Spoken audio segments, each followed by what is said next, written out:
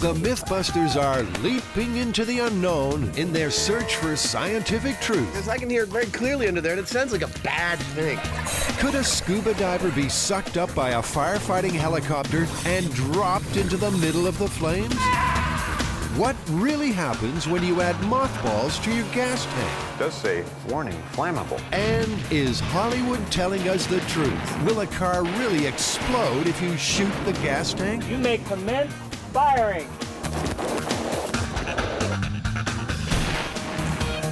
Am I missing an eyebrow? Adam Savage. I reject your reality and substitute my own. And Jamie Heineman. Quack, damn you. I wouldn't say Jamie's an evil genius. Between them, more than 30 years special effects experience. When will the fun ever stop? They don't just tell the myths, they put them to the test.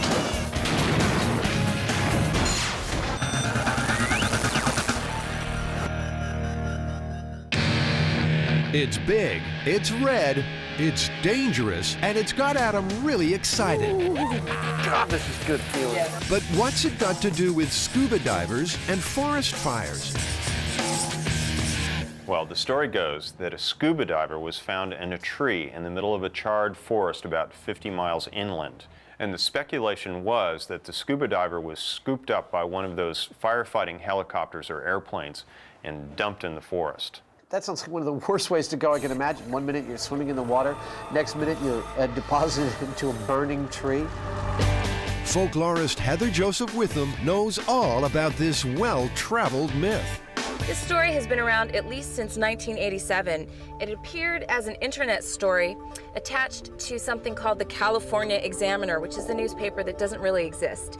Now, this story has numerous variations. It appears in Australia, it appears in British Columbia, and it appears in France. It shows up in a CSI episode. You have it in the 1999 film Magnolia, and in Peter Mail's novel, A Year in Provence. Well, I think the first thing we've got to do is actually research some of these water-gathering planes and helicopters used for firefighting and see if this is even remotely possible. Since the 1940s, firefighters have used water dropped from aircraft to help control forest fires. Some fixed-wing aircraft skim water from the surface of lakes and oceans. But the Martin Mars, the biggest water bomber in the world, has an intake scoop only 6 inches in diameter, far too small to fit a scuba diver. However, the myth may be possible with a helicopter. One of the most successful helicopter-borne systems is known as the Bambi bucket. We're out here at Oakland Airport, where actually the airport police have been kind enough to let us view their Bambi bucket, which they dangle from this very helicopter. I've heard the myth before, but when I heard it, he was laying on the ground and burned to death instead of being up in a tree. The best way to think about a Bambi bucket is it's kind of like an upside-down parachute with a hole in the center. They drop it from the helicopter, they lower it into water, and as they come up, it fills with water. They get to a location they want to drop it, and they actually pull a cable right here, and it releases the valve and dumps 120 gallons on the fire. So this is the Bambi bucket. Yes. It's cute. It's tiny. All the helicopters are equipped with a mirror, so reasonably anybody should see someone in a Bambi bucket struggling. Oh my God, it's a scuba diver! Quick, hit him with a rocket-propelled grenade! There's just no way a scuba diver will fit into this Bambi bucket. I think our work here is done. I think it's time to look for something bigger. Bigger is better. Bigger is always better. Actually, you know, I was thinking about this, and they have these things called Erickson sky cranes. They're huge helicopters. They have a tank, and they have a hose coming down out of the tank. There's a pump on the end of the hose. Conceivably, there could be enough suction created on the end of that hose that it could actually suck a diver onto it, presumably on his torso, and then pick him up and carry him away. The Erickson is Jamie's kind of chopper. It weighs in at 10 tons, can lift 2,000 gallons of water, and maybe a scuba diver. Yeah, the helicopter with the pump, it is the only one with active suction. I mean, I guess it's conceivable that it could work. I'm a little dubious, though. This is the perfect Mythbusters scenario where we have about 3 or 4 days to build something that took some engineers like 10 years to develop. And I understand that what's inside these pumps, these things that they have on the end of helicopters, is actually just a propeller blade. It's not that unlike what's on the end of an outboard. So let's get an outboard and reorient it. We do a little welding. We're there. We get to start with a trip to the boat store and go shopping? You bet. All right.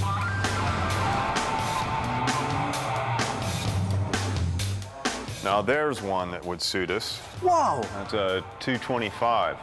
That's massive. I feel like I walked into the wrong world. It's 200 horsepower. I mean, this is massive stuff, so. While Jamie talks serious horsepower, Adam gets nostalgic with some vintage outboards. It looks just like a robot from Star Wars. What's going on here? Oh. I think I found my boat. Let's see if Jamie's done talking. Not likely, but maybe we can get out of here today. Jamie loves mechanical muscle. He wants an outboard powered by 225 horses. The fact that we're using a 225 means that we can even run it at half throttle, still get a horsepower range that's well above what the Myth involves. Right. Always on the lookout for a bargain, the Mythbusters have tracked down a second-hand outboard across town. 225 horsepower is a lot of horsepower. Turning a 13 or 14-inch propeller. Yeah, that's a lot of horsepower. Yeah, look, he giggles like a schoolgirl. It's so cute. But the pump requires a lot more than just an outboard motor. And this means a trip to the Mythbusters' favorite junkyard. Just take this home. We came here last year looking for a tank for the chicken cannon. We're here this time looking for a funnel, which is kind of hard to make, actually. And they just have stuff like that here. Over here, guys. This cone just saved us 2 days of work. It looks like it might just make it, you know. As usual, Adam's impatience gets the better of him. So, Jamie, he doesn't know that we've got the perfect one sitting right here. Blathering on. It's perfect. This is the one. This is the one we're going to use. Take it home. Unfortunately, the funnel is part of a much bigger lot and can't be separated. Bummer. The whole thing right here. That piece. Adam's plan is stymied, and he's getting irritated. And you've got flanges. Yeah, we sure. could potentially we could be done with this just by cutting that I funnel totally off agree. and welding it onto one of these flanges. Totally agree. And we're done with the whole piece. I'm totally down with that. But I can see Jamie, you know, oh, well, maybe if we cut it down on the lathe and then, you know, cast it and mold it in a different material and then sent it away to be replicated by some military organization, you know, it'd be pretty simple. One of his ridiculous solutions. Can't believe that guy. Adam's anger evaporates quickly, especially if there's a big tank to play in. Hey, Adam, did you hear the guy tell us what this was for?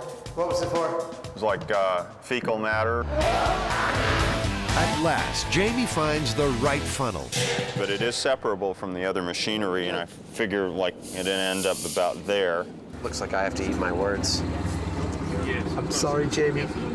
The entire rig will have to be mounted on a forklift crane. This requires a frame of box section steel that the forklift's forks, or tines, can fit into. As Jamie buys the steel, he assumes that all forklift tines are the same size. That's Jamie's first mistake. Damn, I thought we had gotten specs on these. That's why we picked this stuff. I thought you had gotten specs on them. I did. Apparently not.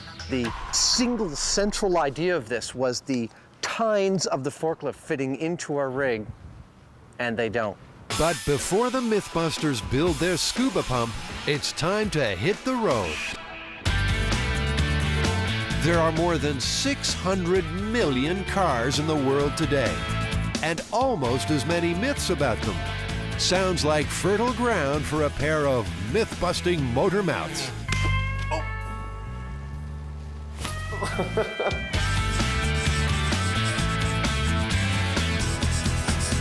All right, Jamie, what's on the agenda now? What's the myth we're going to hit? Well, there are all sorts of myths to do with cars, and we're going to test them, every one of them. You going to donate your car? No. Why not? I'm not putting sugar in my gas tank and shooting it full of holes. Well, what are we going to do then? Actually, I got an interesting and intriguing email from a fan the other day, and he just might be willing to donate his car to the cause. So why don't we go check out what he's got? Let's do it. All right. But who would be crazy enough to give their car to Adam and Jamie? That's a Caddy, all right. My grandma had a car like that. It's Cadillac Ben. Saw us on TV and you figured, I'll take it to them. They'll blow it up. I was hoping, yeah. Webster's dictionary defines Cadillac as something that is the most luxurious or highest quality of its kind. And since the first Caddy rolled off the line in 1902, many consider them to be the epitome of motoring style and elegance. Until now. Ben's Caddy needs plenty of mechanical help, so our resident gearhead, Scotty Chapman, swings into action.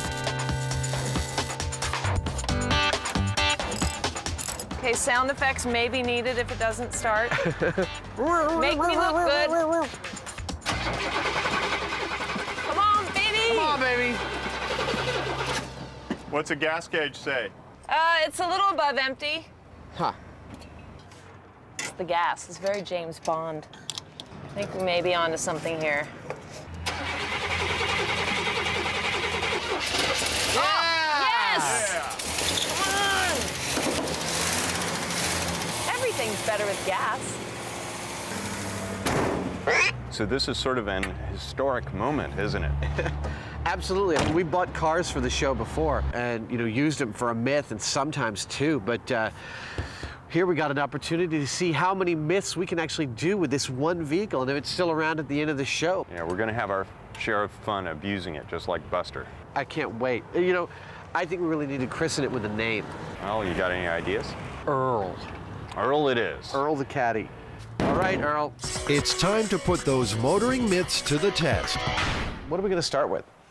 Well, we have all this produce that we're going to shove up the tailpipe and see what happens. You're going to stand back there with a catcher's mitt. It's a classic college prank to block a car's tailpipe with a piece of food. But will the car really stall? That's supposed to eat the props. I think with the big engine in this car, whatever we put up that exhaust pipe is probably going to come out pretty quickly. That's why we've got our high-speed camera trained on Earl's tailpipe. Time to fire one. Lock and load. Artilleryman Adam selects his ammo. That's the one. Go ahead and start the car. Firing.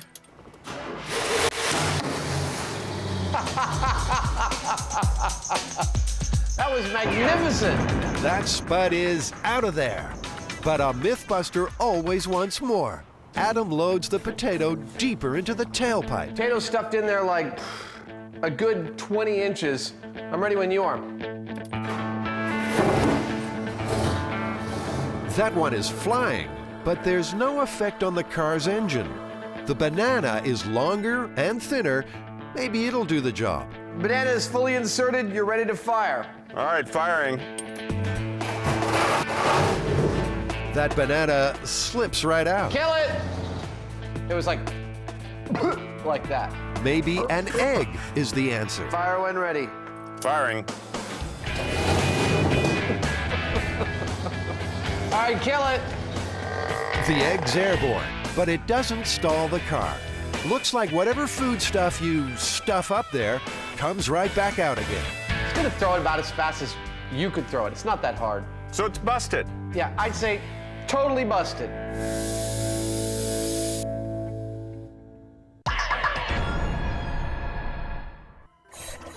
Can a firefighting helicopter actually suck up a scuba diver?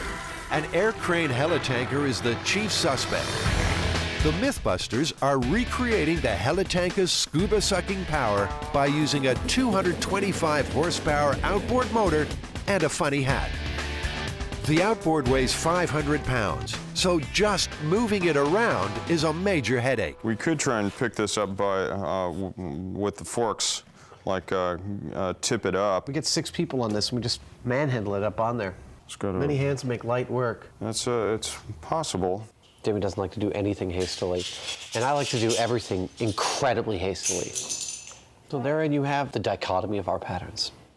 After the manhandling, Perfect. a frame for the outboard is welded together. Go for it. Then, the original drive shaft is removed from the outboard. For the scuba diver pump, they'll have to build a new and much longer drive shaft. Because it'll be spinning at high RPM, the shaft must be accurately machined on a lathe. A sealed U-joint is really quite a beautiful thing. The propeller is cut down and carefully balanced to avoid vibrations. We're mounting the propeller the wrong way around. That's so that rather than pushing the water down, it'll be sucked up toward the outboard. To control the water flow, the shaft must be encased in a heavy steel pipe. What we need to finish the scuba diver rig is a pipe with a 10-inch ID, an inside diameter. We happen to have the leftover chicken gun barrel, which is just the perfect size, and I want to cut it up. It takes up too much damn room. 2, 1. But Adam loves his chicken cannon. I don't think that cutting up the chicken cannon is a good idea. We're never going to get around to rebuilding it. No one's ever going to give us the time to do it, and it's gone. It's gone forever. There's chicken guts in here. Well, so much for Adam's feelings. The chicken cannon is carved up in the quest for the super scuba pump. Adam gets his chicken cannon revenge by playing around with Jamie's crisp white shirt. I'm differentiating myself from Jamie.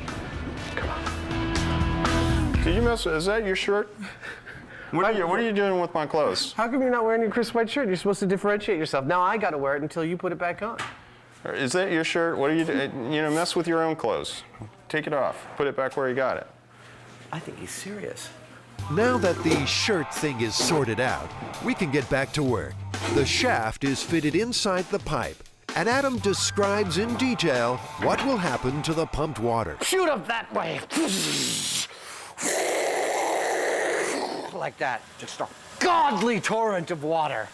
That torrent will be vented away from the motor by angling the pipe.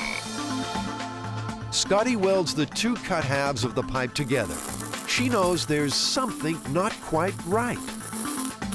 Oh, I know what it is. It's the chicken that I'm burning that's messing with my weld. Getting little bubbles of chicken vapor. I have several problems to solve before I start to triangulate. Man, it never ends. Just a ton of little things. A host of little things to solve. In his rush to problem solve, Adam makes a key mistake. He suspends both the outboard and the pipe from the forklift. So when he moves the motor, the pipe shifts too. Hey, Scotty, I need your help. Really? Yeah. Oh, is this what the crash in the was? Yeah. Oh. The problem grows worse when the temporary stand collapses. The build team shifts into high gear. Yeah. I'm trying to make sure the drive shaft doesn't get tweaked. Right. If it's not already. Adam knows the shaft is vulnerable. If it bends, then 3 days' work will be lost. Any luck? It's a tense moment for the entire team. Grab this one and cut it. Come on. It's whatever it takes. I know, I'm getting it. Stick that under there when I lift the thing up. Okay, lower the forklift, please. Crisis averted. The shaft is okay, and pump construction can continue. That's what I wanted to hear. Done? We're good, yes. Okay. Oblivious to the drama, Jamie finds a water tub for the rig's test run. This thing, if it works well, is going to launch something like a Volkswagen out the end of that tube every few seconds. The funnel from the junkyard has to be measured and cut down to fit the pipe. Boy, I tell you, if you turn this thing on, that would be a hell of a cleansing. I can't gnaw on my arm. Ow! Finally, the pump is ready for its maiden voyage. It's like a pageant for my baby. Mounted on a forklift and weighing close to 1,000 pounds, the Mythbusters rig is a recreation of the water pump on a firefighting helicopter. It's made from a second-hand outboard motor and a cut-up chicken cannon. What are the odds this thing will actually work? I would say we have about a 25% chance of nothing whatsoever happening, about a 50% chance of something bad happening, and then the other 50% chance is that it's going to work. Jamie, that's 125%. Well, so sue me. just in case nothing does happen, Adam is quite happy to pretend. And the crowd is puzzled. Are you on the throttle? Can we just get on with it? Go for it. It's just a simple matter of turning the ignition key. Maybe not that simple. What's going on? Push key in for full choke. He had one job to do on this whole thing.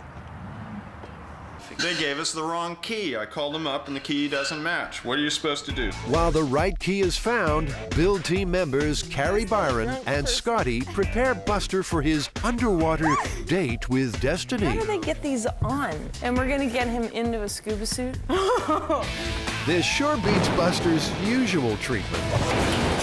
Maybe we should grease him. Let's grease him. With some lard. This dummy has never had it so good. Not getting away, pal.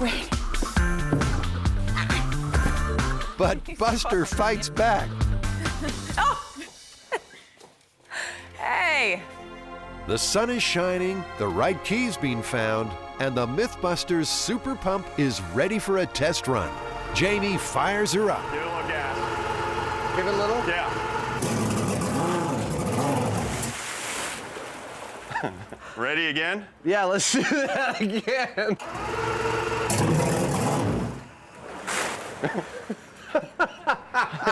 It works. Yeah, I think it actually works. I think we'll actually get our 3,000 gallons per minute.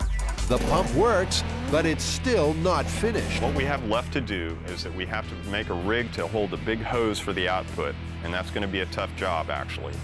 Then we have to mount the screen on the bottom to replicate the real thing. It's a guard to keep things from, like fish, from getting sucked up into it. And finally, we're going to paint it red so that it looks like firefighting equipment.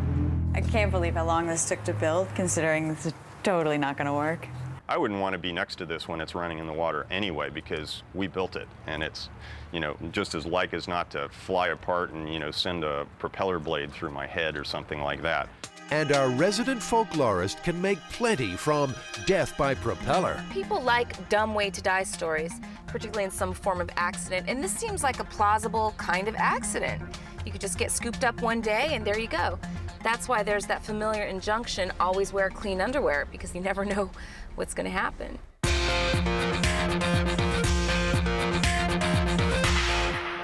Adam and Jamie have been given a car. That's a caddy, all right. My grandma had a car like that. And now they're trying to destroy it. Firing. Inserting potatoes didn't stall the engine. Time for something more hardcore. A cracked engine block can cost you hundreds of dollars in repairs. Engine additives are designed to improve your car's performance, but Mythbusters additives are a little different. Don't let winter freeze-up happen to you. So now it's time to move on to putting stuff in the gas tank. Yeah, and we really want to see what's going on. So, you know, I don't think it's going to work to just do it in the car. I think we either need to pull the engine out of the car or get another engine. It'll help to have a see-through gas tank, too. Because of the fire risk, the gas tank must remain separate from the engine. So Adam welds together a gas tank stand. And in case one of the explosive myths turns out to be dangerously on target, blast screens are erected around the engine. Scotty starts her up. Cool. Nicely done. So the first myth is that drain clog remover poured into the gas tank will make the engine explode. Shall we do it? Yeah. The drain clog remover goes in. Time passes, and the engine's still purring. It definitely has to have sucked it up by now, and I don't notice a darn thing. I mean, the idle speed hasn't changed at all. And then suddenly, nothing happened. I'm noticing a distinct lack of an explosion. Other than the internal combustion. Okay. Maybe revving the engine will do the trick. Come on, Jamie, use that aim.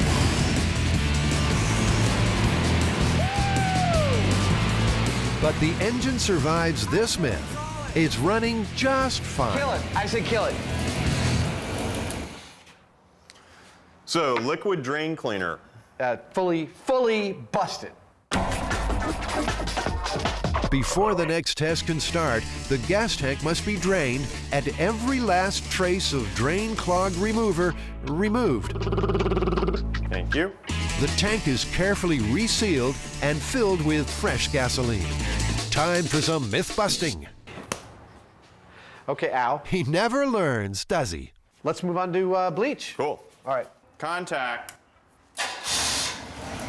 Oh, it starts up purrs like a kitten. Must be clean. Nice work on that. And in goes the Mythbusters brand bleach. Jamie revs it up. Adam hams it up. And everything's fine. Until... There we go. We got it cut out? Yeah. All right, so the bleach just stopped the car from running, did it? I mean, it just cut out? Yeah. I'd say it's plausible. And the bleach has another trick up its white sleeve. Next morning, the boys discover the hard way that bleach is an oxidizing agent. In other words, it makes steel rust. Next time you start your engine, you're going to be sucking a whole lot of rust and particles from the tank as a result of all that corrosion down into the engine, and then you're done. On to the next test. And Jamie doesn't sound too enthusiastic. I'm getting ready to put sugar in the gas tank. So wannabe director Adam tries to get some more emotion. All right, Jamie, here's your motivation. It's the middle of the night. You hate your neighbor because he's always throwing loud parties. So you're gonna go to his car, you're gonna pour sugar in it. Go! Action! Method actor Jamie passionately pours sugar into the tank. He'll stop throwing parties now. Let's start the engine. All right. Ready? Ready? Adam uses his new throttle control before embarking on another method-acting fantasy. He's driving along. He makes a left-hand turn. He comes to a stop. It's like a time bomb. Careful you don't make any sparks on the ground there, big boy. Okay. The engine just keeps on running, so the boys leave it overnight, hoping the sugar will really mess things up. It's time to see if our engine will actually start this morning with its sugared gas tank.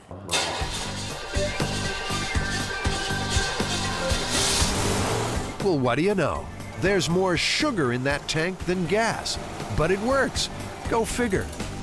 I'd say sugar in the gas tank, totally busted. Gas tank myths. Drain clog remover, busted. Bleach, plausible. Sugar, busted. What's next? Well, there's a myth going around that putting mothballs in your gasoline will be like putting high-octane fuel in your engine. Really? It does say, warning, flammable. Adam pours his gas and mothball highball into the tank. Seems steady to me. Gradually, the Mythbusters notice a change in the engine note. It's starting to sputter. Yeah, it doesn't seem like it likes it. Just to be certain, Adam revs the engine. The transformation is amazing. The engine sounds great.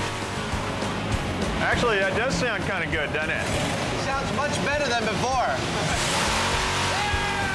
Hear for yourself. This is before mothballs. And this is after mothballs.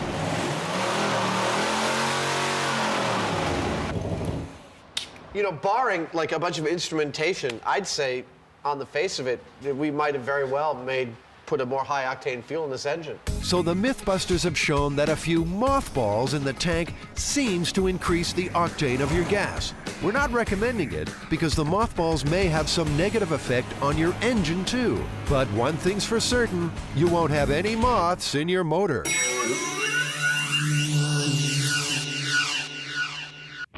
When Cadillac Ben gave Adam and Jamie his car, the Mythbusters made a solemn promise. You saw us on TV and you figured, I'll take it to them. They'll blow it up. I was hoping, yeah. We will do our best. And the place to try it is the strictly controlled environment of the Chabot Marksmanship Range, under the watchful eye of some local firefighters. So Adam, what are we doing out here with all these guns in this car? Well, the Mythbusters caddy is actually going to help us put a very famous myth to rest, one that is constantly perpetuated by Hollywood, which is, if you shoot a car in its gas tank, will it actually explode? In countless Hollywood movies, a well-placed slug will cause the spectacular detonation of an auto. Will Earl be the next one to explode? The Mythbusters know all firearms are dangerous and should only be used responsibly and in a safe environment. So, do not try this at home. To test this myth, Jamie will have to shoot the Cadillac's gas tank. Commence fire.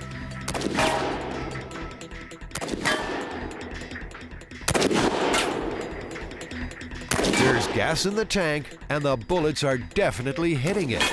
But there's no explosion. The waiting firefighters look almost disappointed. Look at that, 1, 2, 3, 4, 5, all right in a row. Oh, yep, you punctured that gas tank quite neatly. And I'll bet you went right through the other side. Jamie's shots went clear through the tank. Yeah, there's one that's right out the bottom there. Ah, so you're right. So will shooting a car's gas tank actually set it on fire? Actually, not like in the movies, it won't explode. You did a really nice cluster there, right through the gas tank. No problem at all. Went in, came out the other side. Nothing. No explosion. There you go. Take the safeties off. Time to put car shooting myth number 2 to the test. You may commence firing.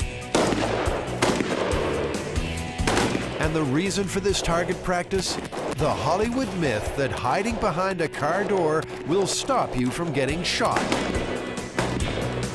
The myth is thoroughly tested when 50 rounds are fired into the driver's door. I suspect that we went all the way through the car, Jamie. What makes you think that, Adam?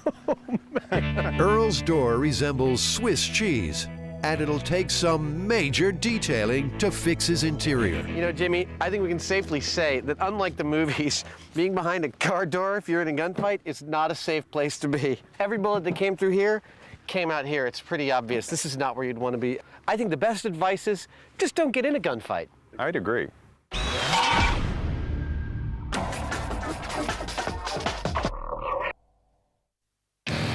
Because it has a pump, the air crane helitanker may be able to suck up an unsuspecting scuba diver and drop him into a forest fire, as per the myth.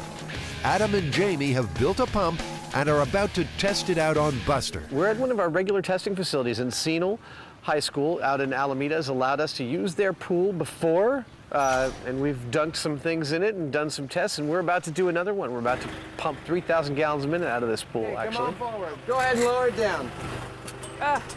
And here's where Adam discovers Jamie's boo-boo with the decision about steel framing. They won't fit in there. 5.5, 5 7/8. Damn, I thought we had gotten specs on these. That's why we picked this stuff. I thought you had gotten specs on them. I thought you had made that phone call. I did. And ordered the steel appropriately. I did. Apparently not. Apparently not. The single central idea of this was the tines of the forklift fitting into our rig, and they don't. We have a small problem due to the fact that the tines are slightly larger than we had anticipated in the rig. It really pissed me off that, you know, that the central idea of our rig is not gonna work. If Adam's upset, that's his problem, it's not mine. As usual, the Mythbusters find a way round the problem. The forklift tines are lashed under the frame, and the rig is stable, kind of. Now we get to walk like an Egyptian. In order not to damage the concrete pool decks, a plywood track is laid for the forklift. It's a back-breaking job. Boring. Next to be unloaded is the tank for testing the pump's capacity. Drag away. And it's the same deal with the plywood again. Meanwhile, the star of the show waits patiently. Outboard motor expert Jay is drafted onto the Mythbusters team. Finally, it's time for a full-scale test run. The pump is lowered into position.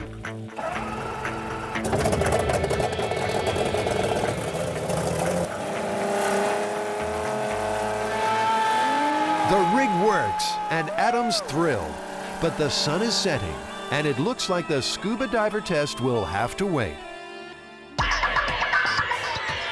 Meanwhile, there's more motoring myths to bust. So the myth is that if you have a bone-dry radiator, you can start your car safely by putting cola in your cooling system? From the first time primitive man went out for a Sunday drive, our biggest automotive fear has been the breakdown. Well, what do we do now? Call the Mythbusters, of course.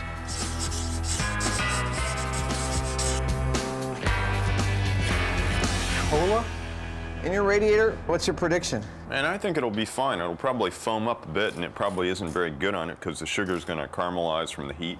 Yeah. But it's not going to stop the engine real quick. It's going to work, you know, it'll work as a coolant. First, we drain the radiator. It's bone dry. You got some cola for me? Oh, yeah. I'll make sure this is real cola. Adam will make any sacrifice to bust a myth. I always drink Mythbusters cola. Watch out for radiator reflux. Oh! I'm now standing in a melange of cooling fluid, gasoline, and cola. And we're only just getting started. I picture the guy who's doing this and his girlfriend's going, honey, are you sure that's okay? And he's like, don't you worry, darling. This cola's gonna make this baby purr like a kitten. Time for the cola additive test. All right, ready to go. Let's start it up.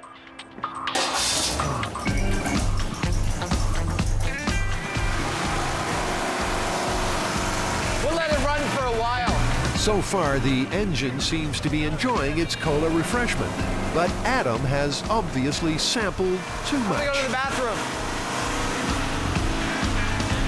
Those cola bubbles are really building up. Maybe it's time to quit.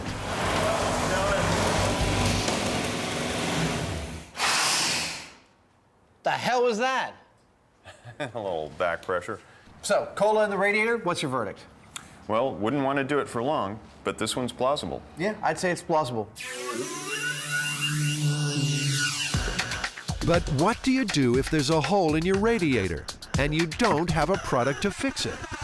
We want to find out if you're on the road and your radiator's got a leak and you got no other options. If you crack an egg into the radiator, will it plug that hole? Plug away. Oh. Hey, Jamie, we got a leak there. Is that too big of a leak? No, I'd say that's a standard leak. Adam wears a protective mask. Those eggs are real. I have never put an egg into a radiator before. In fact, this whole myth of things that seem like really silly ideas. All right. Starting.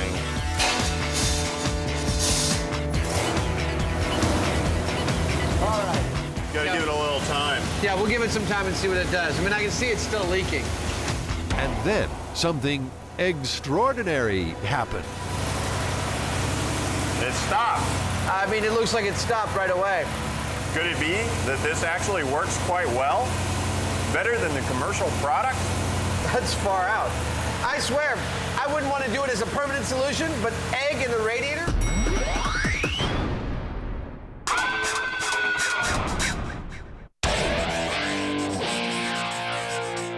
Most engines eat gas, water, and oil. The Mythbusters test engine has a diet of drain clog remover, bleach, mothballs, sugar, cola, and eggs. And it's still running. Our next motor myth states, if a piece of metal as tiny as a penny is dropped into an engine's carburetor, it will fall deep inside the engine and destroy it. Penny in the carburetor, only because you asked for it. Here we go. Oh yeah, he's tossing a penny into the carb. All right, I'm gonna rev it a little bit. The increased rev should move the penny even deeper. Will the engine slow down or blow up? Nothing happened. Well, I'm gonna go in there and look. yeah, why don't you go in there and look? Take a look. Take a look. Take a look for that penny. It's just, the penny's just sitting there. You gonna shove it in further, Heine? Down she goes. Okay, we're good to go. All right, here we go.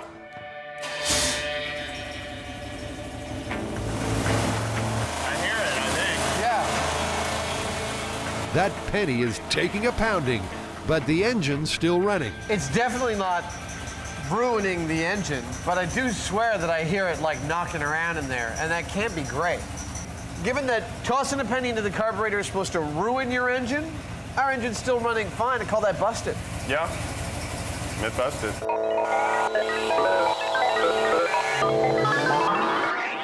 Well, we did a lot to this engine, but I think we might have saved the worst for last.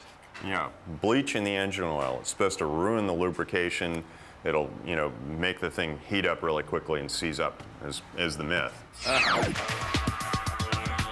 Putting bleach in the gas tank was meant to stop the engine, but putting bleach in the oil is meant to destroy it. Feel like that's enough? That's nasty. That can't be good for that engine. Look at the breather. Yeah, the breather's shooting out lots of smoke. Come on! That's got to be some nasty stuff coming out of that tube right now. Things are starting to heat up. Like a pair of evil geniuses, Adam and Jamie gloat over the engine's demise. It doesn't sound good. I mean, it's smoking all over the place. This engine's overheating. The steam is just shooting out of the radiator. It's singing its death song. As usual, the prospect of imminent destruction gets Adam totally wired. Only a couple more miles, man! We gotta get home! And the fumes are getting worse. The noise and smell are incredible. Wouldn't the Mythbusters make great neighbors? This is the last revolutions this engine will ever make.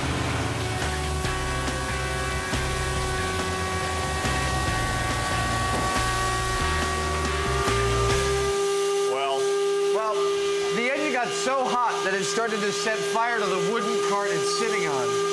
It's still probably pumping oil around, but it's probably pretty well screwed. It may well, be seizing itself in place right now from overheat. I think that was really hard on the engine at the very least. You think? Looks like they finally killed it. And to prove just how hot an engine can get with bleach in its oil, you can fry an egg on the exhaust of this thing. Well, Jamie, we've got an engine here with bleach in its engine oil. And there's a penny in the carburetor. We got an egg in the radiator. And we put sugar in the gas last night. Yeah. Gotta love the American small block. It's a fitting end to car capers.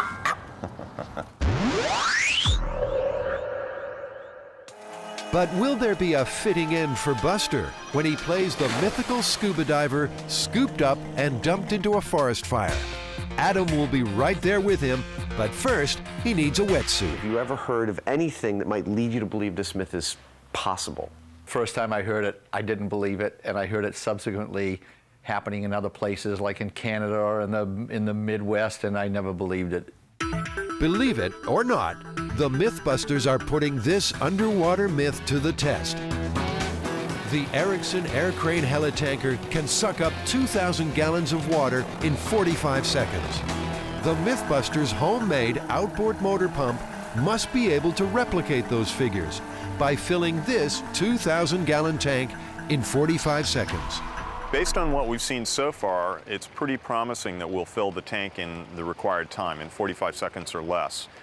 The water must get from the pump to the tank via a very heavy 10-inch diameter hose. What about irrigation pipe? Didn't we talk about irrigation pipe? Like it's really light, I could lift a length this long? How are you going to hold it on there? I would consider that solving the problem of holding it on there vastly simpler than lifting a 500-pound sweaty donkey.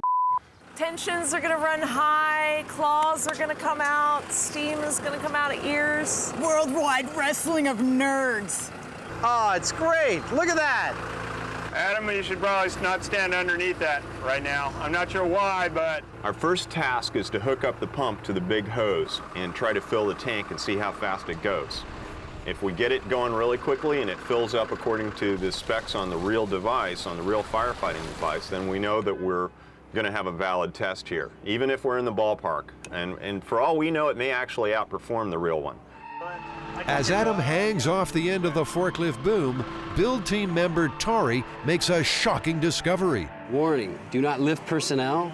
Do not use boom or attachment for lifting personnel. Lifting personnel may result in death or serious injury. It's the Mythbuster way. Adam ties the pipe to the tank, but how's he going to get down from there? Time to find out if the Mythbusters pump will measure up to the helicopter original. Ready? Go for it. They need to fill this 2,000-gallon tank in under 45 seconds.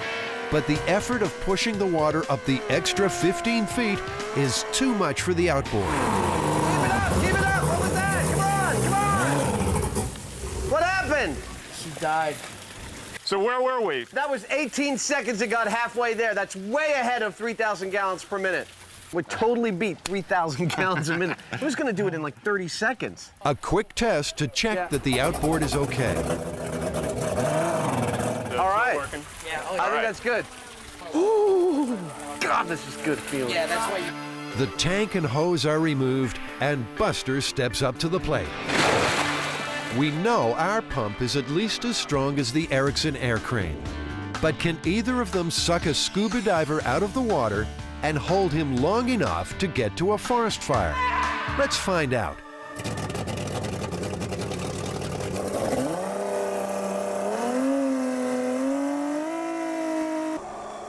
Adam pushes Buster toward the intake funnel, but there seems to be no suction.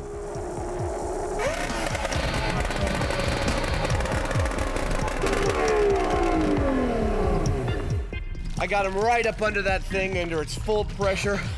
He like lazily delayed a little bit and then sunk right back down. There was just not enough suction to hold him. I mean, his tank was in the way, everything was in the way.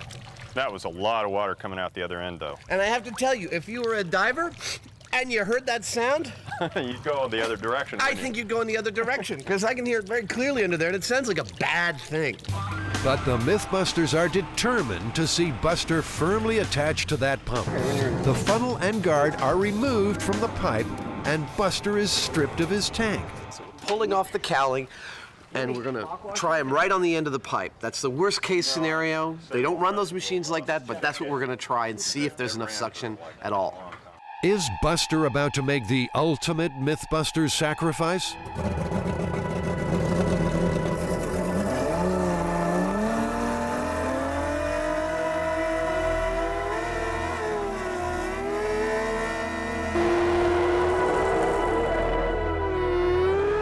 It's got him. Buster is held fast. Maybe the myth is no myth. But as soon as he breaks the surface, the pump sucks air and revs dangerously. Was there a failure of the machine? Negative. I was stopping it from over-revving. Without the pressure of the water, the pump's motor would over-rev and disintegrate. But an exploding outboard holds no fear for the Mythbusters. They want to try again. Adam really gives Buster a shove.